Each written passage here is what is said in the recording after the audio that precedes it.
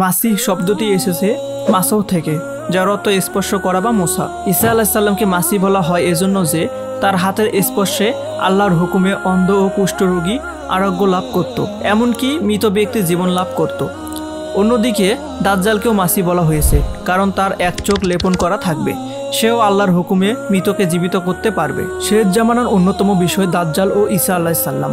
মাসিহ নিয়ে ইব্রাহিমী ধর্মগুলোতে সাদৃশ্য বৈসাদৃশ্য রয়েছে। তিন ধর্মের মাসিহ নিয়ে যে ধারণা, তার একটি সংক্ষিপ্ত বিবরণ ফুটিয়ে তোলা হয়েছে। ইহুদি ধর্ম অনুযায়ী তিনি মাসিহ হিসেবে গণ্য হবেন, যিনি পবিত্র ভূমিগুলো পুনরুদ্ধার করতে পারবেন, যিনি সমগ্র বিশ্বের নেতৃত্ব লাভ করবেন। ইহুদি ধর্মের মাসিহকে রাজা মাসিহ বলা হয়ে থাকে, কেননা ইহুদি বিশ্বাস মতে মাসিহ ইসরায়েলের ভূমি শাসন করবেন রাজা হিসেবে। ইহুদি ধর্মে দুজন মাসিহ রয়েছে, একজনকে মাসিহ বিন জোসেফ আর অপরজনকে মাসিহ বিন ডেভিড বলা হয়। মাসিহ বিন জোসেফ হবেন নবী জোসেফের বংশধর এবং মাসিহ বিন ডেভিড হবেন নবী ডেভিডের বংশধর। জাকারিয়ার পুস্তকে 4 জন কারিগরের কথা উল্লেখ করেছেন, যারা ভবিষ্যৎ পৃথিবীতে গুরুত্বপূর্ণ ভূমিকা রাখবেন। রাব্বাই সাইমন হাসিদা উল্লেখ করেছেন, সেই 4 জন কারিগর হচ্ছেন মাসিহ বিন জোসেফ, মাসিহ বিন ডেভিড, নবী এলিজা এবং একজন সৎ ও নিষ্ঠাবান পুরোহিত। শেফের জেরুবাবেল অনুসারে মাসিহ বিন জোসেফের নাম হবে নিহেমিয়া বেন হুশিয়েল ও মাসিহ বিন ডেভিডের নাম হবে মিনাহিম বেন আমামিয়েল। এই দুই মাসিহ ইহুদি ধর্মের আরমিলুস ও ইয়াজুজের বিরুদ্ধে লড়াই করবেন। বিভিন্ন সূত্র অনুযায়ী মাসিহ বিন ইউসুফ তৃতীয় মন্দির নির্মাণে সহায়তা করবেন।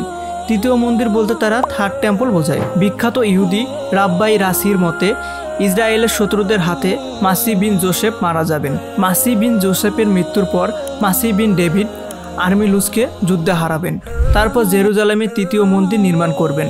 আরমিলুসকে হারানোর পর মাসিহ বিন ডেভিড ইসরায়েলের রাজা হিসেবে অধিষ্ঠিত হবেন।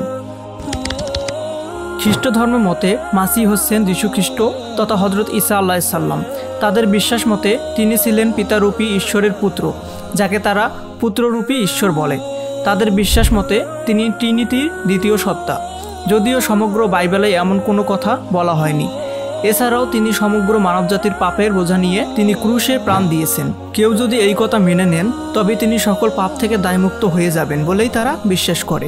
সর্বপ্রথম এই মতবাদ প্রবর্তন করেন সেন্ট পল। এছাড়াও কিছু খ্রিস্টান বিশ্বাস করেন তিনি ঈশ্বরের পুত্র নন, বরং একজন দূত বা নবী। তবে তিনি যে মসিহ, এই ব্যাপারে সমগ্র খ্রিস্টান মণ্ডলী একমত। খ্রিস্ট ধর্ম মতে যিশু কুমারী মেরির গর্ভে জন্মগ্রহণ করেন। তিনি শেষ সময়ে পৃথিবীতে পুনরায় আগমন করে খ্রিস্টানকে হত্যা করবেন, এরপর পৃথিবীতে ন্যায় বিচার প্রতিষ্ঠা করবেন। ইসলাম ধর্মে যিশু বা হযরত ঈসা আলাইহিস সালাম হচ্ছেন মসিহ। যদিও ইসলামে তার মসিহ হবার কোনো কারণ বলা হয়নি, তবে ধারণা করা হয় তিনি পুনরায় পৃথিবীতে এসে দাজ্জালকে হত্যা করে এমন কিছু করবেন যার ফলে তার মসিহ উপাধিটি তার জন্য সার্থক হবে। আমরা মুসলিমরা বিশ্বাস করি যে ইহুদিরা যাকে মসিহ মনে করে সে মূলত খ্রিস্টানি বা দাজ্জাল। এই দাজ্জাল ইমাম মাহাদির শাসন আমলে আবির্ভূত হবে। সে সমগ্র বিশ্বে তাণ্ডব সৃষ্টি করবে। সে নিজেকে মসিহ দাবি করবে, যদিও সে শয়তানের একজন বিশ্বস্ত অনুচর। সে পৃথিবীতে শয়তানের রাজত্ব প্রতিষ্ঠা করার জন্য আগমন করবে। দাজ্জাল 40 দিন পৃথিবীতে অবস্থান করবে, যার প্রথম দিনটি হবে 1 বছরের সমান, দ্বিতীয় দিনটি হবে 1 মাসের সমান, তৃতীয় দিনটি হবে 1 সপ্তাহের সমান এবং বাকি দিনগুলি হবে স্বাভাবিক দিনগুলির মতোই। সে নানান অলৌকিক নিদর্শন দেখিয়ে মানুষকে বিভ্রান্ত করবে। এমন সময় ইমাম মাহদী দামেস্কের একটি মসজিদে মুসলিমদেরকে নিয়ে ফজর অথবা আসরের সালাত আদায়ের প্রস্তুতি নেবেন। এমন সময় হযরত ঈসা আলাইহিস সালাম 2 ফেরেশতার কাঁধে ভর দিয়ে পৃথিবীতে আগমন করবেন। তখন ইমাম মাহদী তাকে বলবেন, ইয়া রাসূলুল্লাহ, আপনি ইমামতি করুন। জবাবে তিনি বলবেন, এই দায়িত্ব তোমাকেই দেওয়া হয়েছে। সালাত শেষে খ্রিস্টানরা তার সামনে প্রভু প্রভু বলে সিজদায় পড়ে যাবে।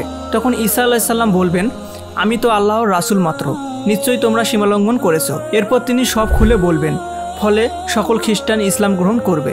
তারপর তিনি মুসলিমদেরকে নিয়ে দাজ্জালের বিরুদ্ধে যুদ্ধ করবেন এবং পরিশেষে দাজ্জালকে হত্যা করবেন। এরপর বিশ্বের সকল মানুষ ইসলাম গ্রহণ করবে। এর কিছুকাল পরেই ইয়াজুজ মাজুজের আগমন ঘটবে। তখন তিনি মুসলিমদেরকে নিয়ে তুর পর্বতে আশ্রয় নেবেন। অতঃপর আল্লাহ তাআলা এক প্রকার পতঙ্গ পাঠাবেন, যার ফলে ইয়াজুজ মাজুজ ধ্বংস হয়ে যাবে। এরপর পুনরায় বিশ্বে শান্তি ফিরে আসবে। ঈসা আলাইহিস সালাম পৃথিবীতে আগমন করে 33 মতান্তরে 40 বছর রাজত্ব করবেন। তিনি দাজ্জালকে হত্যা করে বিয়ে করবেন এবং সংসার করবেন, অতঃপর তিনি ইন্তেকাল করবেন। তো বন্ধুরা, এরকম ইনফরমেটিভ ভিডিও পেতে আমাদের চ্যানেলের সাথেই থাকুন। ধন্যবাদ।